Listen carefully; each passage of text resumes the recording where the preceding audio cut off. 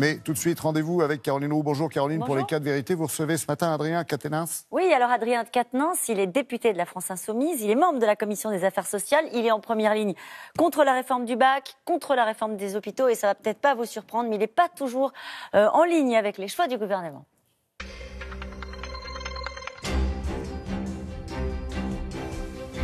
Bonjour Adrien Quatennens. Bonjour.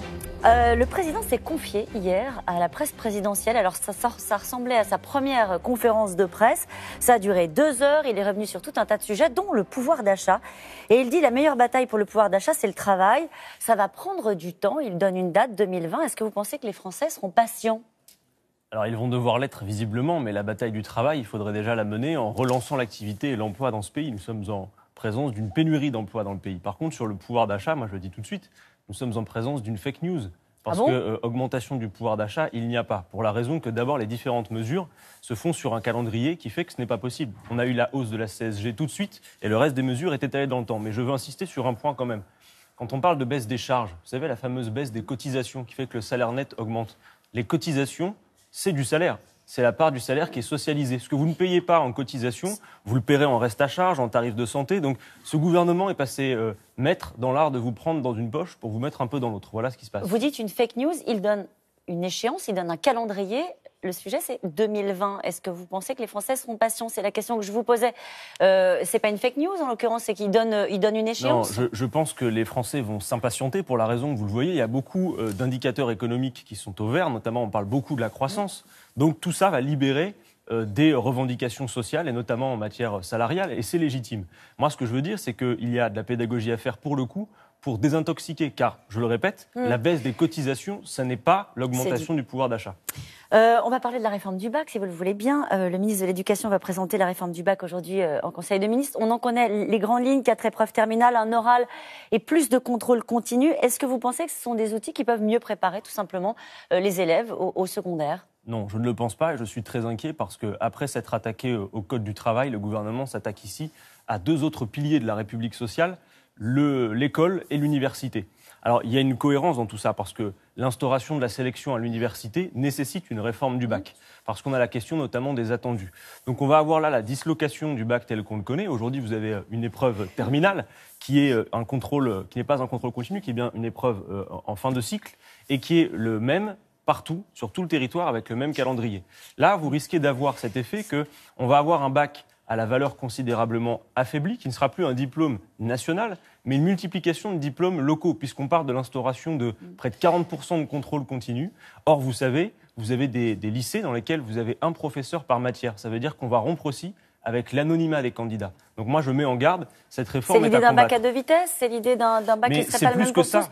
Parce que, juste, dans l'état actuel, vous trouvez que l'école, c'est pas une reproduction, un moment où il y a une forme de reproduction sociale ? Moi, je vous l'accorde complètement. On a un problème là, c'est qu'il y a déjà une ségrégation sociale accrue à l'école. Mais là, on va avoir en plus une assignation territoriale qui va faire que, selon où vous passez votre diplôme, vous allez avoir des niveaux différents, etc. Donc, c'est déjà le cas, c'est la question. Mais ça va s'accentuer. Si vous voulez, Madame Roux, on ne va pas lutter contre les inégalités en les renforçant. Or, c'est ce que va faire ce projet. Nous disons qu'il faut en finir avec le contrôle continu, réinstaurer un examen en fin de cycle, et puis surtout conserver la voie généraliste. Qu'est-ce qu'il fallait faire pour réformer le bac ?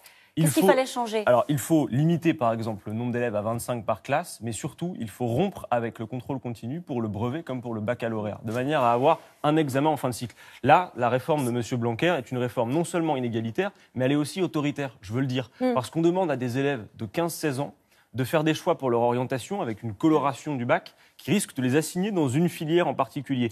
Moi, je pense qu'il faut assurer plutôt qu'à la fin du cycle secondaire, toutes les matières générales soient maîtrisées. Il y a eu quelques mobilisations contre cette réforme du bac. Ça ne prend pas. Comment vous l'expliquez ? Ils n'ont pas compris, les lycéens, les étudiants, ce que vous expliquez là ? Alors attendez, ça ne prend pas. Voyons voir. D'abord, le simple fait que des mobilisations existent dans le contexte actuel, qui a été un effet de sidération de l'arrivée de M. Macron au pouvoir, et puis avec un rythme très soutenu des réformes, le simple fait qu'il y ait des mobilisations, même si aujourd'hui, je vous l'accorde, elles sont encore parcellaires, est un succès en soi. Maintenant, ce qu'il va falloir, c'est créer les convergences. Parce qu'entre les attaques du Code du travail, entre ce que l'on a vu de la fameuse libération des énergies qui fait qu'on a des plans sociaux partout. Alors j'ai entendu hier qu'il a dit a priori à la presse, dans la conférence, il va falloir attendre, il ne faut pas forcément s'offusquer des plans sociaux.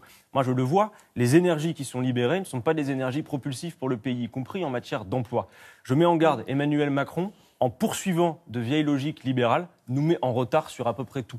On pourrait faire tout autre chose dans ce pays. Il y a des énergies disponibles pour faire autre chose que tout ce qu'on est en train de faire qui est complètement rabougri. Voilà ce qui est en train de se produire. Sur l'hôpital, ils mettent la main à la poche, 100 millions d'euros pour l'hôpital, le temps des rafistolages est révolu, dit le Premier ministre. Bon, est-ce qu'ils prennent la mesure de l'urgence? Non, clairement pas, et c'est dangereux. Vous rigolez, a priori vous-même, vous n'y croyez pas, parce qu'en l'occurrence, 100 millions, c'est 0,001% du budget annuel de la santé.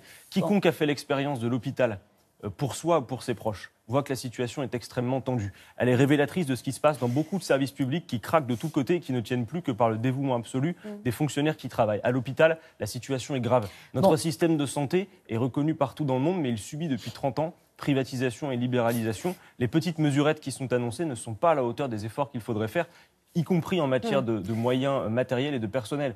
Nous, on quantifie à peu près à 62 000 le nombre de recrutements nécessaires, notamment dans le milieu hospitalier. Bon, je me suis laissé lancer un défi personnel, essayer de vous faire dire un truc positif, un aspect positif, un commentaire positif sur l'action du gouvernement. Alors, essayons d'aller sur les travailleurs détachés, parce que là, il y a eu une forme de volontarisme d'Emmanuel Macron qui explique que le gouvernement donc, va renforcer son arsenal antifraude avec des sanctions plus sévères, le name and shame, comme on dit, pour les entreprises qui pratiquent le travail illégal, les préfets qui auront le droit de fermer un établissement et d'ordonner l'arrêt d'une activité en cas de travail illégal. Ça va dans le bon sens, quand même. Madame Roux, je suis désolé, vous n'obtiendrez pas votre défi positivement ce matin. Pas parce que nous sommes une opposition par principe, mais on le voit, soyons sérieux. Sur la question des travailleurs détachés, on parle d'un dumping social et fiscal organisé au sein des frontières européennes, avec des travailleurs qui, certes, maintenant sont payés à travail égal, salaire égal, mais avec des cotisations sociales qui sont celles du pays d'origine. Franchement, est-ce que vous pensez qu'un groupe comme Bouygues, qui avait été condamné en mars 2017 pour travail dissimulé, va souffrir de 4 000 à 6 000 euros de sanctions, comme le propose Mme Pénicaud? Non, là, ce qui est en cause, c'est les traités européens.